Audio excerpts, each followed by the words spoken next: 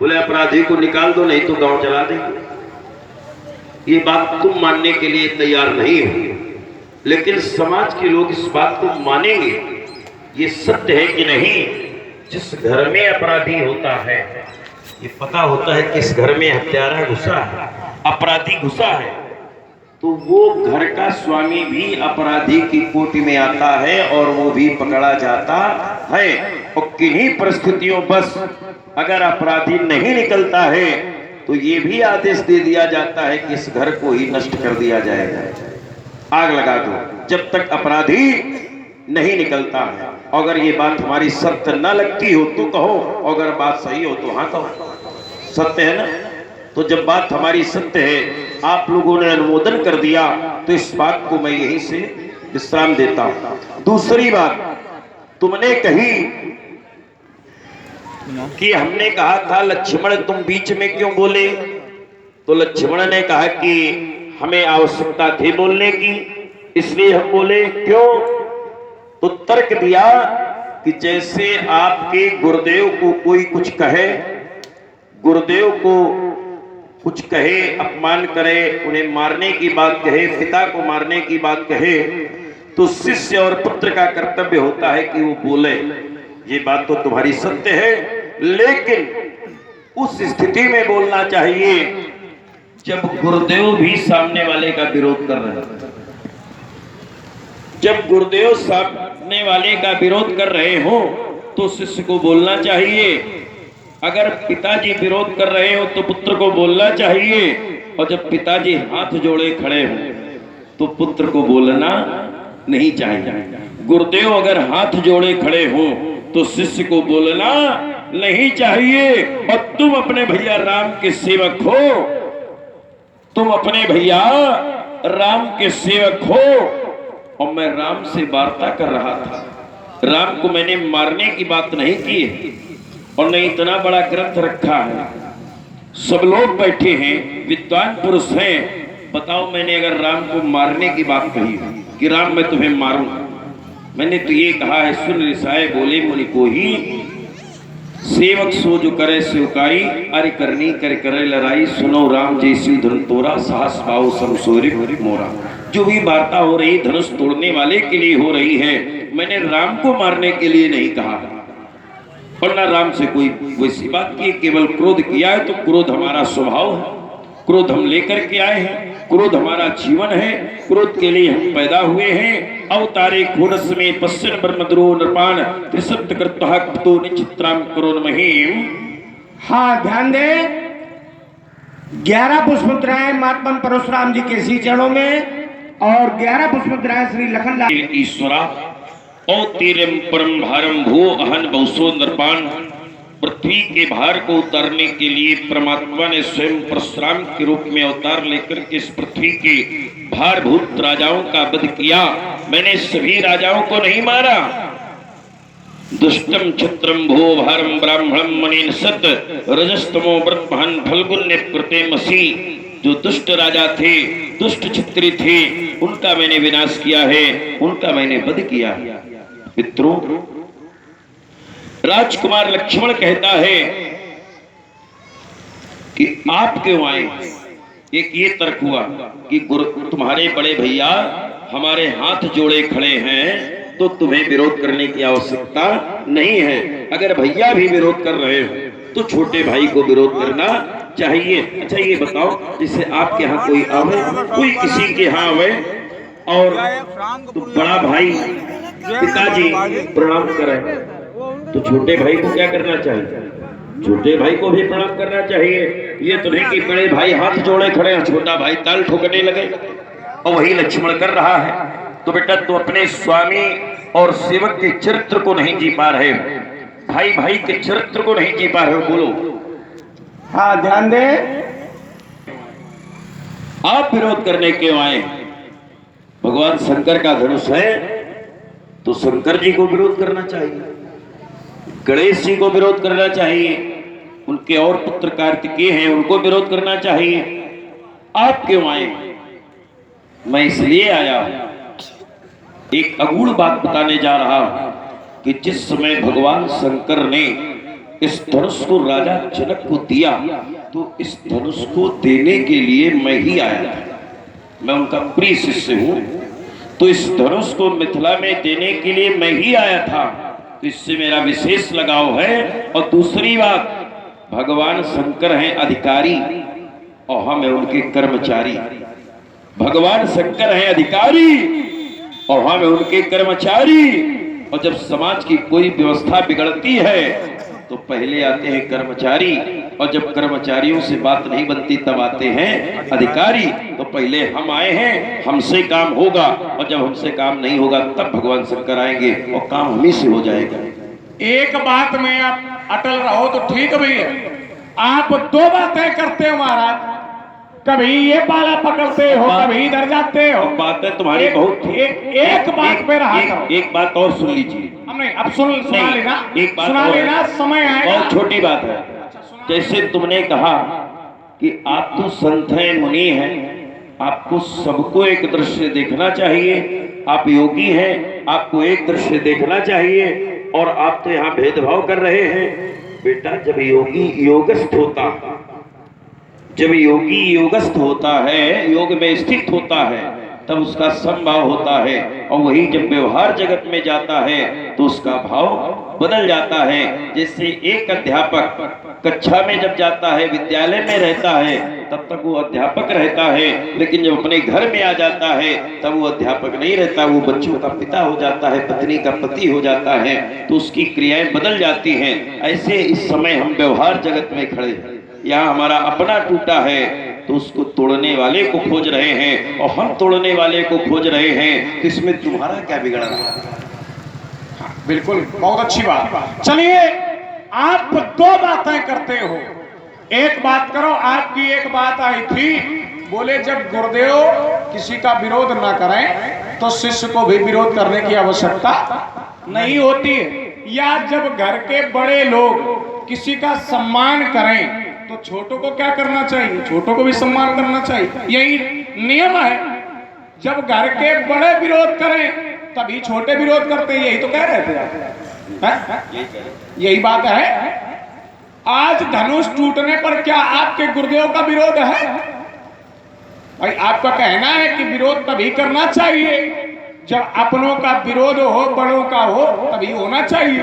तो क्या धनुष टूटने पर भगवान शंकर का विरोध है? उनका तो विरोध है नहीं, फिर आपको विरोध करने की कोई आवश्यकता नहीं है। एक बार जाके भगवान शंकर से पूछो तो कि भगवान आपका धनुष टूटा है, आप विरोध क्यों नहीं कर रहे? आप अपनी बातों में स्वतः फंस जाते हो। भाई, एक और कहते हो कि गुरु का आदेश ना हो या गुरुदेव ना विरोध करें तो फिर शिष्य को भी विरोध करना नहीं चाहिए। तो आज गुरुदेव का विरोध नहीं है, आपको को विरोध करने की आवश्यकता नहीं है। एक बात। दूसरी, आपने कहा ये धनुष देने हम आए थे राजा जनक को, लेकिन आपने कोई प्रमाण नहीं दिया। हम आपको प्रमाण दिए दे रहे हैं, आपने नहीं, भगवान शंकर ने स्वयं देवराज को दिया था। जाके वाल्मीकि रामायण देख लेना, उसमें प्रमाण है। आपको बता भी दे रहे हैं, पढ़े भी दे रहे हैं, ऐसा नहीं है। देवराज के खातो निम ज्येष्ठो महिपति ने स्वयं तस्य भगवान हस्ते दत्तो महात्मना। भगवान शंकर ने देवराज को बुलाया और ये धनुष उन्हीं के हाथ में दे दिया। और जब भगवान शंकर ने दे दिया है तो फिर आपको विरोध करने की कोई आवश्यकता नहीं है। भाई, जिस व्यक्ति ने जिसको संपत्ति दी है तो विरोध करने का अधिकार उसी को है। और जो वो व्यक्ति क्या जानता नहीं भगवान शंकर से क्या संसार में कुछ छिपा ना, क्या हो चुका है, क्या हो रहा है और आने वाले समय में क्या होगा, ये भगवान शंकर को खूब विदित है, बताने की आवश्यकता नहीं है। अगर विरोध मानते तो भगवान उनका विरोध होना चाहिए, अगर वो विरोध ना करते तो उनके किसी गण का विरोध होना चाहिए, उनका भी कोई विरोध नहीं है। चलिए, आपके लिए कोई आदेश होता कि परशुराम जाओ, चले जाओ, मिथिला में धनुष टूट गया, उसका विरोध करो जाके, या फिर आप भगवान शंकर के पास गए हो कि भगवान ये ध्वनि कैसी हो रही, क्या धनुष टूटा? अगर धनुष टूटा है तो हम विरोध करें कि ना करें, पूछना चाहिए। भाई, अगर गुरुदेव का कोई अपमान करे और गुरुदेव कुछ ना बोले तो शिष्य का धर्म क्या होता? गुरुदेव से पूछा तो कि भगवान आप शांत हो, ये अपमान किए जा रहा क्यों? जब गुरुदेव कोई उत्तर दे तब शिष्य को क्रिया करनी चाहिए, लेकिन गुरु बाबा से 20 हाथ आगे तो क्या करें, मजबूर है। भाई गुरुदेव भगवान से पूछा होता या गुरुदेव भगवान का विरोध हो तो आप विरोध करो, किसी का विरोध नहीं है, जबरदस्ती का झंडा ऊंचा किए घूम रहे हैं। विरोध करते हुए धनुष तोड़ने वाला अपराधी है। कैसे अपराधी है? बोले एक घर में अगर अपराधी घुस जाए तो कहा जाता है कि सभी अपराधी होते। ठीक है, हम आपकी बात स्वीकार करते हैं, लेकिन अगर घर में 10 व्यक्ति हैं तो अगर अपराधी माने जाएंगे तो फिर 10 के 10 अपराधी माने जाएंगे, उसमें कोई छोड़ा थोड़े जाएगा। आज यहाँ पर भी अगर धनुष तोड़ने वाले को छिपाया गया है तो मुनि भी यहाँ उपस्थित है, मुनियों की मंडली भी यहाँ। तो अगर राजा अपराधी है तो फिर ये मुनि भी अपराधी हैं, राजा अपराधी थोड़े हैं। भाई अपराध में सहयोग करना भी तो अपराध की कोटि का ही अपराध होता है। और जब अपराध है तो महाराज मुनियों के लिए क्या घोषणा है, इनके लिए बताओ। राजकुमार लक्ष्मण ने कहा, मैंने कहा कि अपराधी जिस घर में घुस जाए तो उस घर के लोग भी अपराधी समझे जाते हैं। तो लक्ष्मण ने कहा कि ये अपराध यहाँ मुनियों का भी समाज है, तो आपने राजाओं को मारने की घोषणा की है, मुनियों के लिए क्या कहा? मुनियों के लिए इसलिए नहीं कहा क्योंकि ये मुनियों का समाज नहीं है राजकुमार, ये मुनियों का समाज नहीं है। मुनि तो यहाँ स्वयं अतिथि रूप में है और मुनियों का धनुष तोड़ने से कोई संबंध भी नहीं है। मुनि धनुष तोड़ने नहीं आए, मुनि स्वयंवर में नहीं आए, मुनि तो यज्ञ देखने के लिए आए। मुनियों का संबंध यज्ञ से है और यज्ञ यहाँ खंडित किया नहीं गया है। भाई मुनियों का संबंध यज्ञ से है और राजाओं का संबंध स्वयंवर से है, और धनुष जो तोड़ेगा वही सीता पाएगा। ये सब विचार करके राजा आए दीप दीप के भूपति नाना, और आए सुनी हम जो पन ठाना, और राज समाज विराजत रूरे।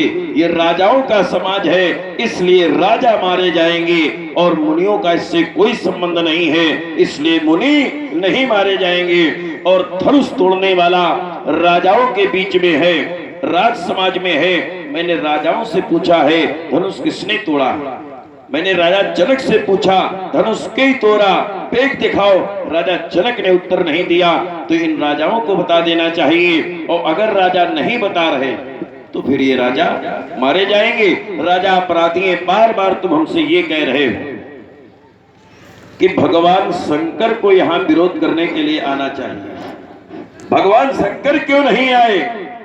एक ने तर्क दिया था कि अगर बड़े या गुरुदेव का कोई अपमान कर रहा हो तो अगर गुरुदेव उसका विरोध करें तो शिष्य को विरोध करना चाहिए, और जब गुरुदेव विरोध नहीं कर रहे हैं तो शिष्य को भी विरोध नहीं करना चाहिए। लक्ष्मण ने कहा कि भगवान शंकर आपके गुरुदेव हैं, तो भगवान शंकर विरोध नहीं कर रहे हैं, आप क्यों विरोध कर रहे हैं? आपको भी विरोध नहीं करना चाहिए। लेकिन यहां तुम्हारी जो स्थिति है, तुम्हारे भैया राम तुम्हारे सामने खड़े, हमारे हाथ जोड़े, और उनके सामने तुम हमारा विरोध कर रहे हो। अगर यहां भी भगवान शंकर, मेरा तर्क का धरातल है, अगर यहां भी भगवान शंकर धनुष तोड़ने वाले के सामने हाथ जोड़े खड़े होते तो मैं धनुष तोड़ने वाले का विरोध कदापि नहीं करता। लेकिन भगवान शंकर यहाँ हाथ जोड़े नहीं खड़े और भगवान शंकर यहाँ उपस्थित भी नहीं है। अगर तुम तर्क करोगे कि वो तो हर जगह व्याप्त, तो ये अध्यात्म चिंतन व्याप्त है, लेकिन लीला रूप में वो यहाँ पर उपस्थित नहीं है। और जब यहाँ उपस्थित नहीं है और वो हाथ जोड़े खड़े नहीं है, इसलिए हम विरोध कर रहे हैं। अब तुम्हारे भैया हमारे सामने हाथ जोड़े खड़े हैं, तब तुम विरोध कर रहे हो, इसलिए तुम्हारा कार्य अनुचित है और हमारा कार्य उचित है। एक बात और कही कि भगवान शंकर ने क्या आपको आदेश दिया है क्या कि तुम मिथिला में जाओ धनुष तोड़ने वाले अपराधी को ढूंढो? भगवान शंकर ने हमें आदेश नहीं दिया, लेकिन एक वेद की सूक्ति पढ़ रहा हूं, ध्यान दीजिए। उत्तः करोति यः सा पुत्रो सा शिष्यो मल उच्यते। माने उत्तमश्चरितम कार्यम प्रोक्तकारी च मध्यमः। स्वामी के और गुरु के पिता के हृदय में जो कार्य आवे तो जो कहने पर करे, बिना कहे करे, उत्तमश्चरितम कार्यम। माने पिताजी आदेश न दें, गुरुजी आदेश न दें और उनके मन में बात आई है, ऐसा जो शिष्य करने लगे, पुत्र करने लगे, वो उत्तम होता। जो बिना कहे करे, अगर धूप है और आसन उठा के छाया में करना है और शिष्य अपने मन से कर दे, गुरु के कहने पर ना करे, तो ये उत्तम। और जो कहने पर करे वो मध्यम है, और जो कहने पर भी ना करे वो मल तुल्य है। तो मैंने जाना भगवान शंकर के हृदय में बात आई, धनुष टूटा, धनुष किसने तोड़ा? तो मैंने बिना कहे जाना और आकर के मैं धनुष तोड़ने वाले को खोज रहा हूं। बार बार तुम कह रहे हो कि धनुष तोड़ने वाले को मारने की बात कर रहे हो।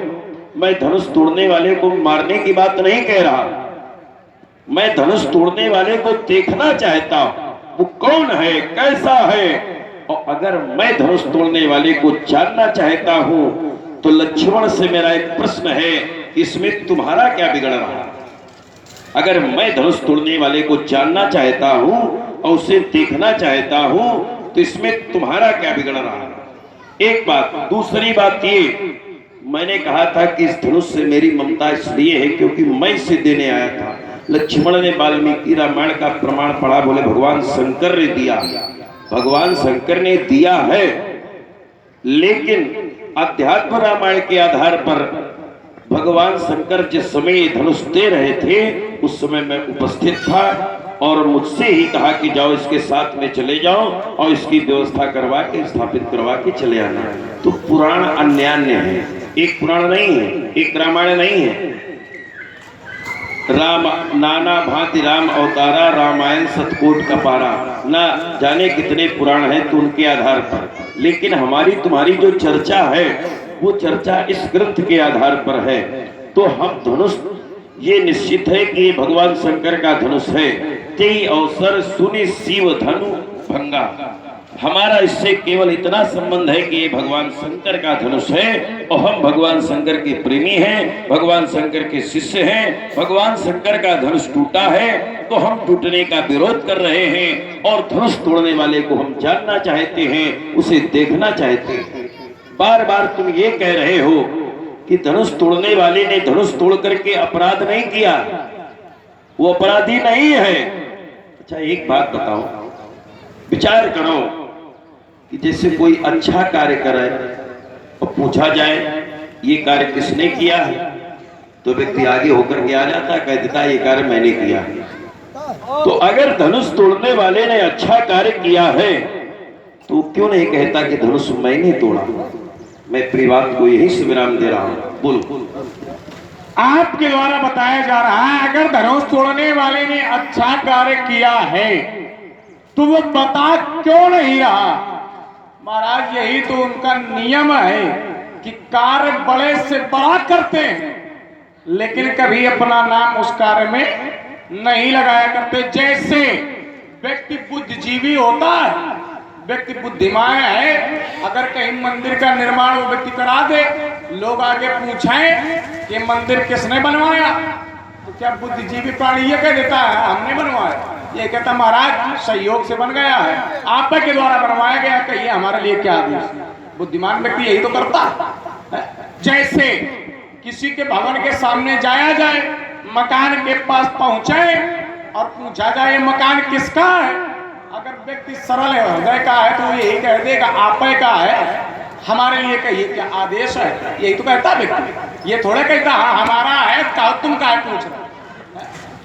अब अगर पूछने वाले की बुद्धि में ना चढ़ाए तो इसमें बताने वाले का दोष थोड़े। जैसे व्यक्ति के पास वाहन बहुत अच्छा है, पूछे वाहन किसका है, तो अगर अच्छे व्यक्ति हृदय का है तो यही कह देता महाराज आप का है, कहिए हमारे लिए आदेश क्या है? अब अगर ये महात्मा जी पूछ रहे हो कि ये मकान किसका है, अब वो व्यक्ति धोखे से भी कह दे कि आपका का है, कि ये हमारे लिए क्या आदेश है, तो महाराज उसको बाहर करके खुदा अंदर हो जाए। कम से कम विचार करो महाराज, जो व्यक्ति अच्छे हृदय का होता है, जो व्यक्ति बलशाली होता है, बुद्धिजीवी होता है, वो बड़े से बड़े कार्य करके उसका परिणाम दूसरों के सर पर मर दिया करता है। यही तो उस व्यक्ति की अच्छाई होती है। कर्ता कार्य स्वयं है, अच्छे कार्य स्वयं करता है, लेकिन उसकी बड़ाई हमेशा दूसरों को दिलवा दिया करता है। यही तो अच्छाई होती है।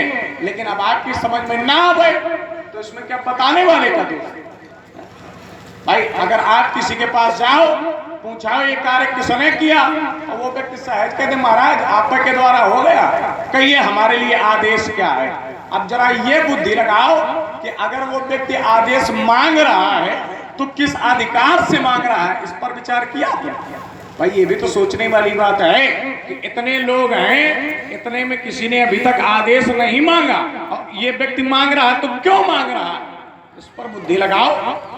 लेकिन महात्मा जी को बात चलने नहीं है, केवल क्यों, क्योंकि बुद्ध के पीछे पे फरसा लेके घूमते हैं। तो समझ में कहां से आना। बोले धनुष तोड़ने वाले को तुम अपराधी नहीं मान रहे, मैं उसे जानना चाहता हूं, मैं मारना नहीं चाहता। चलो परिवर्तन हुआ थोड़ा, अभी क्रोध में आए थे, मारने काटने की बातें हो रही थी, अब महात्मा जी उसे जानना चाहते हैं। चलिए आप जानने की बात करते हैं, मैं आपको उनसे मिला दूं, सारी समस्या खत्म। भाई आप उसे जानना चाहते हैं, मैं मिलवा दे रहा हूं, चलो बस सारा झगड़े खत्म यहाँ। लेकिन एक कार्य करना पड़ेगा, वो हमारे लिए, यहाँ के लोगों के लिए जिसने धनुष तोड़ा है वो व्यक्ति प्रभु है, उसे लोग प्रभु मान रहे हैं। और परमात्मा से जब मिला जाता है तो कैसे मिला जाता है, हाथ जोड़ के मिला जाता है, हाथ जोड़ा जाता है, चरणों में लिपटा जाता है। तुम एक काम करो, ये फरसा रख दो, हाथ जोड़ ले, अब चलो हम मिला दे रहे चल के उससे। भाई प्रभु है वो, प्रभु से मिलना है तो अच्छे से मिला जाता कि कोई फरसा लेके जाता कि महाराज मंदिर के बाहर जाके यही कहते हैं कि निकलो बाहर, ऐसे थोड़े मिला जाता। यहाँ के लिए प्रभु है, प्रभु दो चाप खंड महिडारे, देख लोग सब भय सुखारे। यहाँ लोग सुखी हैं, उसे प्रभु मान रहे हैं, परमात्मा मान रहे हैं। तो परमात्मा के यदि दर्शन करना है तो हाथ जोड़ के चलो, मिला दे रहे हैं, फरसा ला दो, हमें आवश्यकता पड़ी तो हम चटका देंगे, परेशान न हो। राजकुमार लक्ष्मण कहता है,